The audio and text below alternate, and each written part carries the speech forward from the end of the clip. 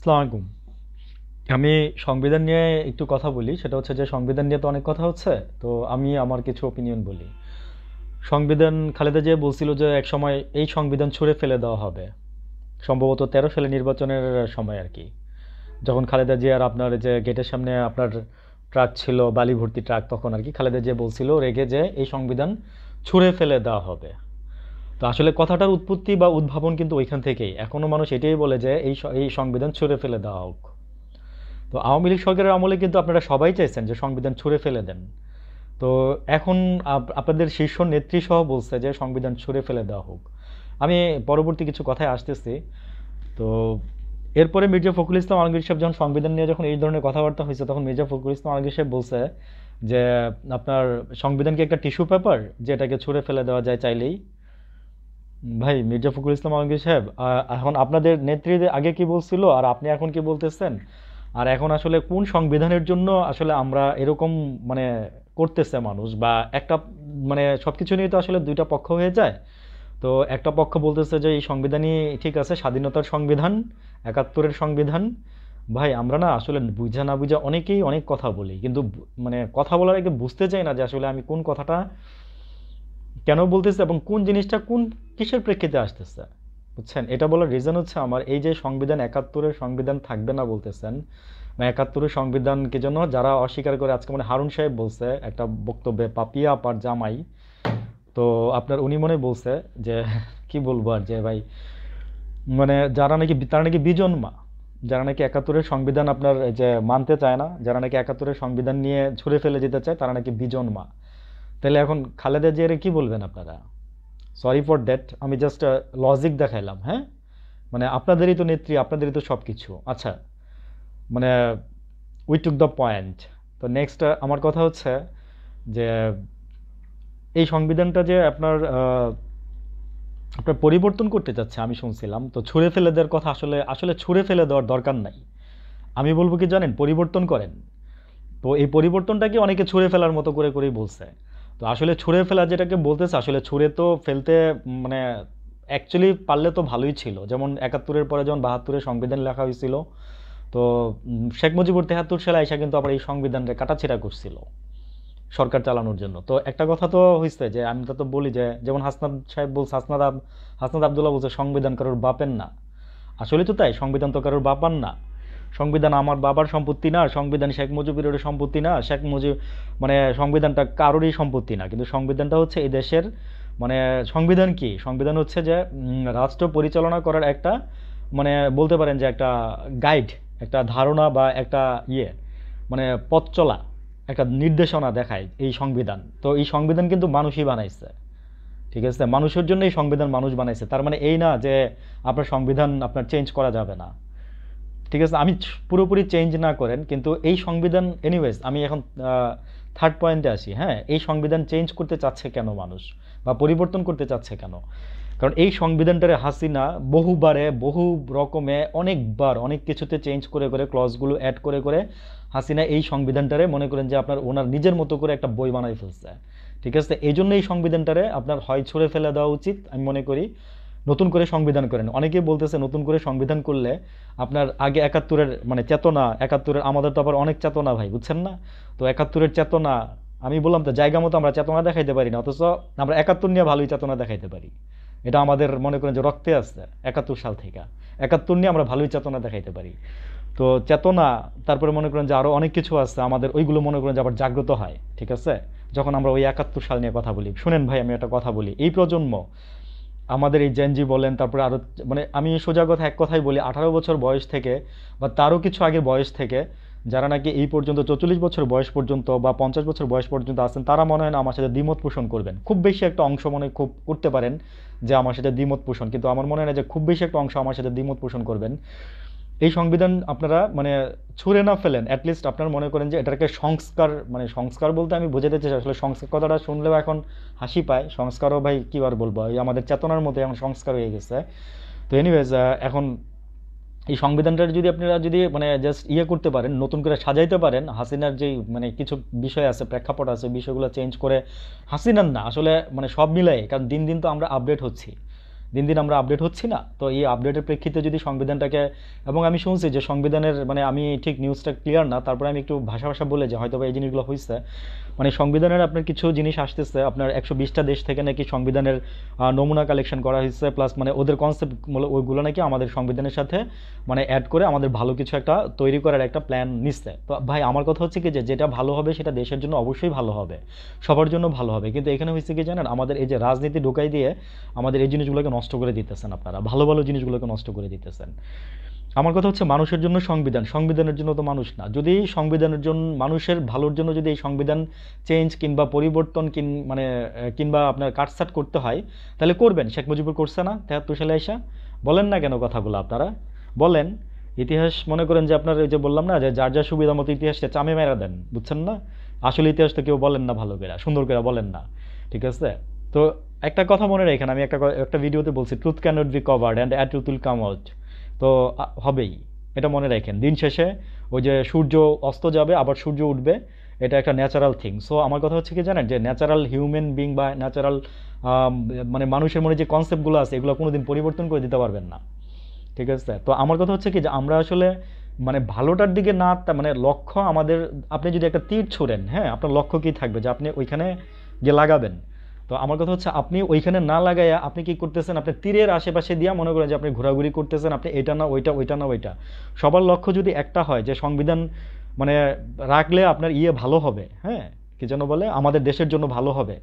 আসলে এই সংবিধানটা যদি পরিবর্তন করতে পারতো দেশের জন্য ভালো হতো সত্যি। তো এটাকে ভুল ব্যাখ্যা দিতেছে কিছু বিএনপির লোকজন, বা আমি মানে নাম না ধরেই বলি, বিএনপির লোকজন বলেন, জামাতের আছে, মানে সোজা কথা হচ্ছে এখন মনে হচ্ছে কি জানেন, যে আসলে কে বিএনপি কে জামাত কে মানে কোনো মানে নাই, হিস্টোরি নেই, মানে যে যেমনি পারতেছে মনে করেন যে যে যেমনি পারে বলতেছে, মন্তব্য করতেছে, যেটা সেটা নিয়ে মনে করেন যে যা ইচ্ছা তাই মনে করেন যে চলতেছে, ঠিক আছে?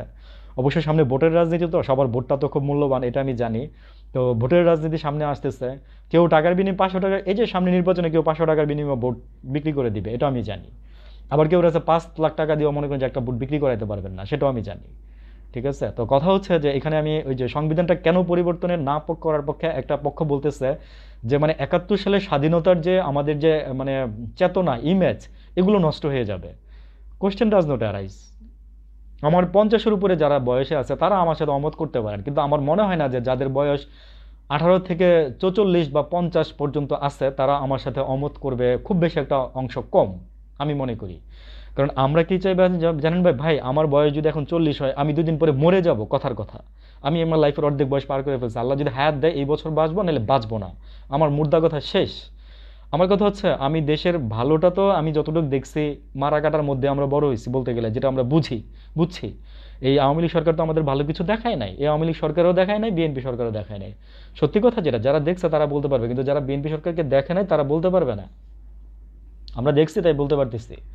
তো এখন কথা হচ্ছে যে এই বিএনপি সরকার বা আওয়ামী লীগ সরকার বা এই যে জামাত, আমার কাউকে নিয়ে কোনো সে নাই, হ্যাঁ। সংবিধান আপনারা পরিবর্তন করবেন কি করবেন না সেটা নিয়েও আমার কোনো সে নাই, ঠিক আছে? আমি বললাম আমার কোনো সে নাই, সত্যি। মানে কেন বললাম জানেন, মানে রাগে বললাম আর ক্ষোভে বললাম, কারণ আমি যেটা বলবো সেটা তো আপনারা করবেন না। সেটা করবেন না, কারণ হচ্ছে যে ওই সেটা করতে গেলে দেখা যাচ্ছে যে আপনাদের চেতনায় আঘাত লাগে, আপনাদের কি যেন বলে এই সংস্কারে লাগে, ভাটা আসে। তো আসলে একটা কথা কি বলি যে যেই সংবিধানটা আমরা পরিবর্তন করতে চাচ্ছি 71 সালের যে এই সংবিধানটা, এটা পরিবর্তন করলে ওরা বলতেছে যে এরকম হবে, কিন্তু এই যে জেনারেশনের কথা বলতেছিলাম আমি, এই জেনারেশন কিন্তু ওইটা কখনোই বলে নাই। মানে ওইটা এবং এইটা, এই যে দুইটা স্বাধীনতার কথাই এই সংবিধানে লেখা থাকবে, এবং এই সংবিধানে ভালো করে তাদের সব কিছু এগুলো স্থান পাবে, এবং মানে সোজা কথা সংবিধান এগুলোকে রক্ষা করার জন্য যা যা করার দরকার, ক্লজ তৈরি করার দরকার, সেগুলো সংবিধান করবে। তো করা উচিত আমি মনে করি আর কি, যেটাই করেন করা উচিত, তবে এই সংবিধান রেখে কিছু করা যাবে না, এটা আমার কাছে একদমই মানে যা হাসিনার লাইন টু লাইন যেটা আছে, হ্যাঁ, হাসিনা, এটা তো হাসিনারই সংবিধান ভাই। আপনারা কেন বুঝেন না? আপনারা মুরব্বী লোক যারা আছেন, আপনাদের একটা জিনিস আপনারা বুঝেন না ভাই, আপনারা তো আমাদের আগেই মারা যাবেন, আপনারা তো আমাদের আগে আরো মারা যাবেন, এই জন্য কি এরকম করে আমাদের উপরে গছাই দিতে চাইতেছেন?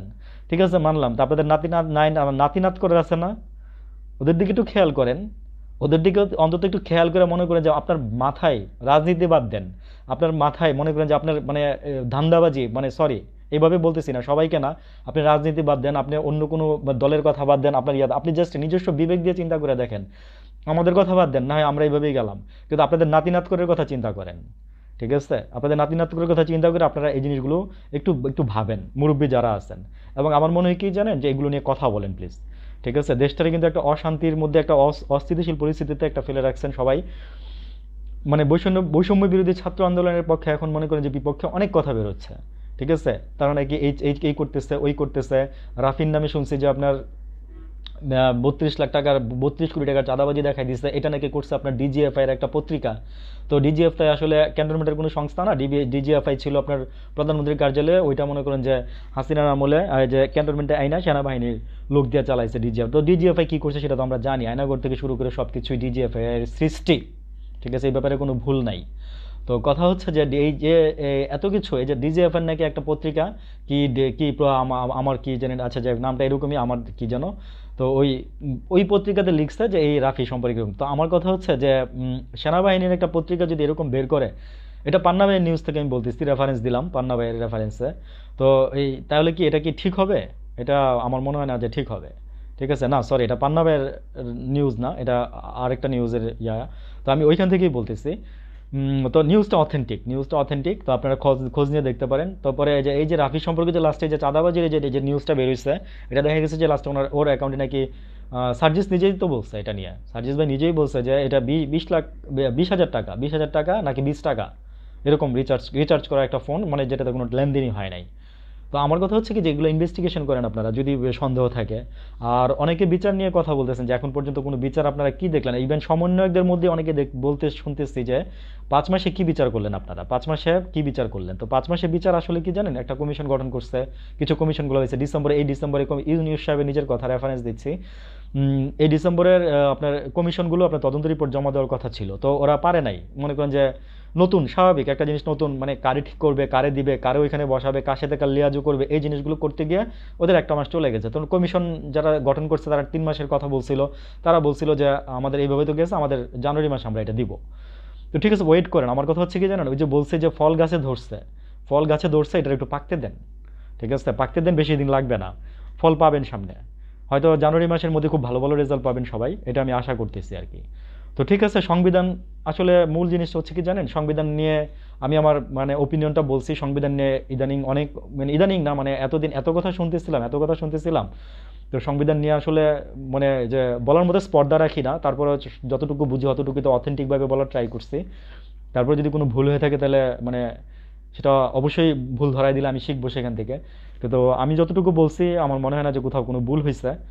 আর এই যে সংবিধানটাকে আমি বলবো যে অন্তত চেঞ্জ না করতে পারলেও 71-এর মুক্তিযুদ্ধের মানে মধ্যে কোনো প্রভাব পড়বে না, এইটাই বলতে চাচ্ছে সাধারণ যারা আছে তারা। আমরা এটাই বলতে চাচ্ছি যে না, 71-এর মুক্তিযুদ্ধের ইয়ার মধ্যে এটার কোনো প্রভাব পড়বে না, বিকজ ওটা তো আমাদের শিকড়, ওটা তো আমাদের মানে দেশ সৃষ্টির জন্য একটা মানে শিকড়। আমরা বাংলাদেশ নামটা পাইছি তো মনে করেন যে ওই কারণে, ওদের কারণে ওইটা মুছে যাবে কিভাবে? আপনারা হাউ কুড ইট পসিবল? আপনারা যে মুরব্বী মানুষ যারা বলেন, আমি আসলে আমার বোধগম্য হয় না যে আপনারা কেন এই কথাগুলো বলেন। আপনারা আসলে জানি না কার ভালো চান, কার খারাপ চান, কার ভালো চান। ওই যে লাস্টে একটা কথাই বলছি, অন্তত নিজের নাতিদের কথা চিন্তা করে দেশটারে ভালো করার একটু সবাই মিলে চিন্তা করেন। আল্লাহ হাফেজ, আসসালামু আলাইকুম, ভালো থাকবেন।